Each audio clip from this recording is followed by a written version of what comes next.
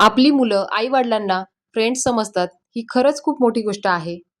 आज होती संकष्ट चतुर्थी, त्यामुळे छान अशी देवपूजा करून घेतली. मला जरी उपवास असला, तरी मुलांसाठी आणि आऊंसाठी छान असा नाश्ता बनवायला घेतला. इथे मी छान असे मिक्स डाळीचे अप्पे बनवायला घेतले. मी कांदे आणि टोमॅटो टाकून छान असे अप्पे बनवायला घेतले. यामध्ये गाजर आणि बीट टाकून देखील छान अप्पे बनतात.